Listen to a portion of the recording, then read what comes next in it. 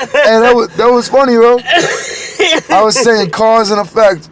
Motherfuckers who murder people, they're like, I don't know what came over me, right? Yeah. So they always say, I don't know what came over me, I just killed somebody. And Dave's like, decision 1 leads to the bad decision 2, leads to bad decision 3, to division 4, and then he said leads to division 6. Yeah. Like Cook County.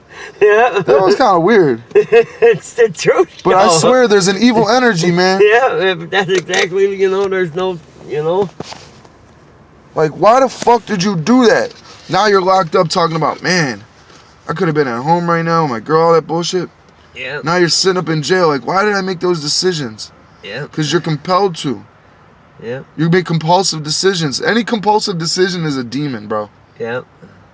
Because just like murder is a compulsive thing. Yeah. You're compelled. Not compelled by the Jesus, the name, like in The Exorcist. Yeah. Then what does he say in The Exorcist?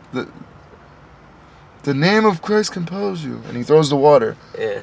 Something Christ compels you at the demon. At the Exorcist girl. Yeah. Yeah.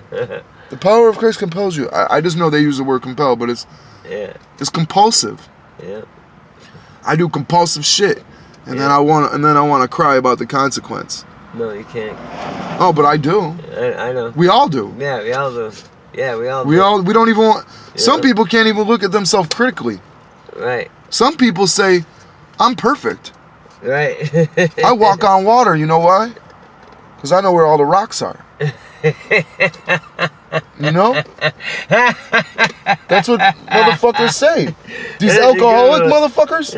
Good one. These alcoholic motherfuckers who can't look at themselves and want to lie to your face, knowing you know that they're lying. They know you're lying. They live in that fantasy bubble. Yeah. Can't stand that shit, bro. Everybody's in a fantasy bubble. We can't just be honest with ourselves, bro. Can't just look yourself in the mirror and just. But yeah, man, there's a demon in this city, bro. I would walk certain places and you could literally feel that shit. Yeah. That's why a lot of people in this city, a lot of the people who are into evil shit or into compulsive shit, into drugs, into selling drugs, into all that shit. When people talk in this city about the projects, Dave, they talk about it in a nostalgic way. Like there was no law.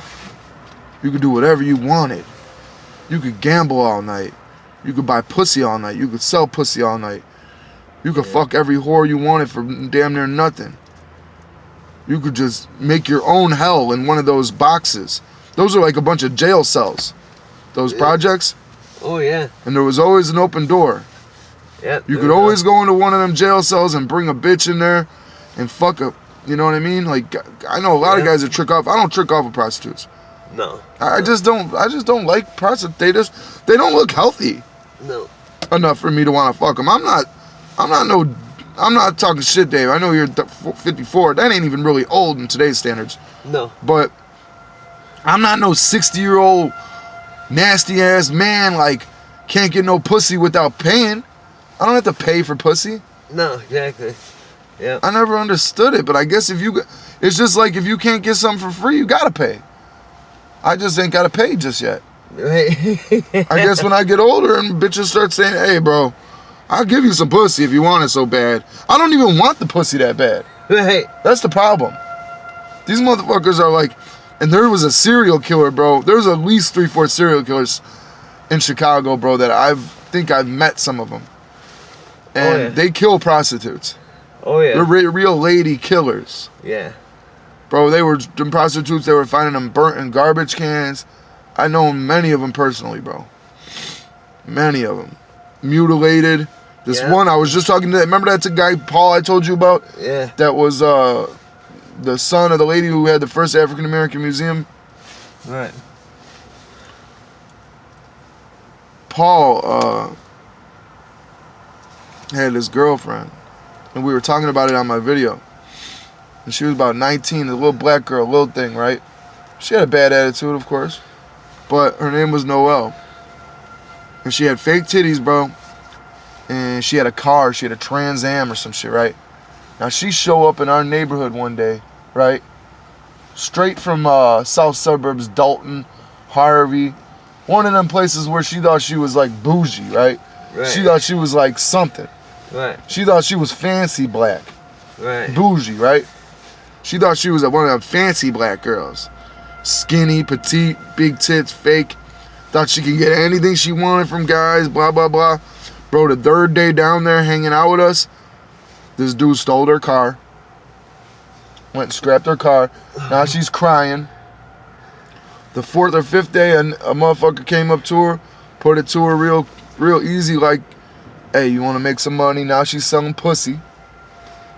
By day 7, she's already on her second pimp, and the bitch is out there, you know, just looking crazy.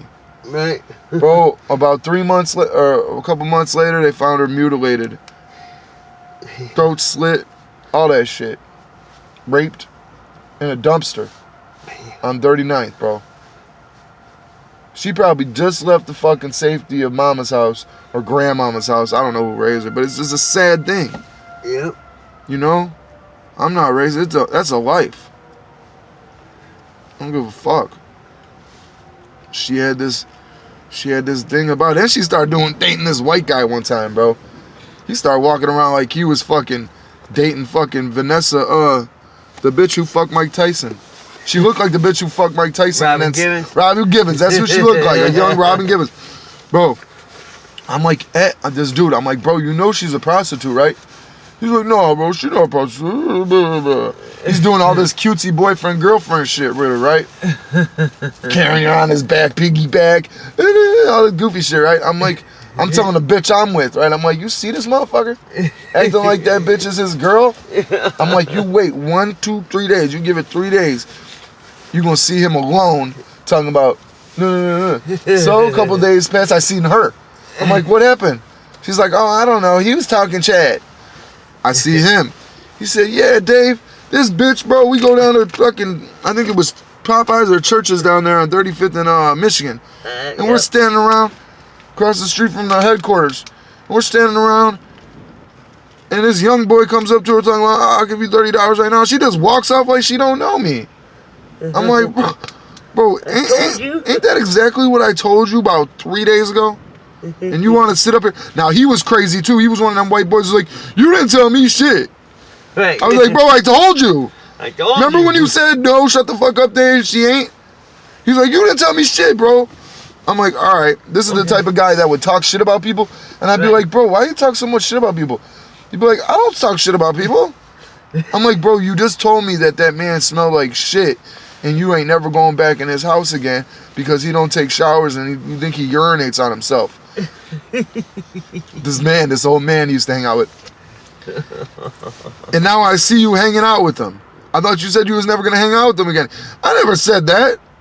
I'm like, bro, you went on a tirade for 30 minutes telling me how this man don't smell good. I ain't got no sense of smell, so I couldn't agree nor argue with the man. I ain't never had a sense of smell. But he's crazy. He's like, oh, I never said that. Crazy bastard. I seen him about a year ago doing my job, Dave. This boy Ed. He used to look like, I ain't even gonna lie on the man. The man used to look, when he was in his young days, he looked like Paul Newman. Or what's the other boy? Dean Martin? Dean Martin? He looked like something like Al Bundy when Al Bundy was like good-looking young man or something, you know? Right, yeah. Kid was 6'2", big kid. I'm 6'4", but he was a big kid, you know, strong kid, a tough Chicago motherfucker. Right. The type of motherfucker you think you're gonna hang out with when you. That's why I liked him, because he was fucking fist to the brick, you know? Right. Yeah. Exactly. He'll punch a brick and just keep on punching. Right. You can punch him in the head and this big horse of a white boy, right? Right. Look like Paul Newman, but big and tough. Right. Paul Newman wasn't that big. I seen a man 2 years ago. He said, Dave. I said, who the fuck? I said, is that you, bro? He had a broke leg. He had a cane. He had all this shit going on. And I'm like, bro, he's like, let me get a ride. I'm like, bro, I'm working, bro, with my girl. You know, you got a lot of shit going on, bro. Where you trying to go? He's like, just, no. I'm like, I can't even do it, bro. I felt bad, though. He was literally limping but the circumstances would not allow me. You know me, I give motherfuckers rides, Right. right? Yeah. I'm not like that. Yeah. And I'm talking about the man in kind of a good way, like he was my friend. Right. But yeah, it's fucked up out here. It's a hard. Look at it outside. That's what it looks like. Motherfuckers out there. Yeah. I don't know how some guys do it, man.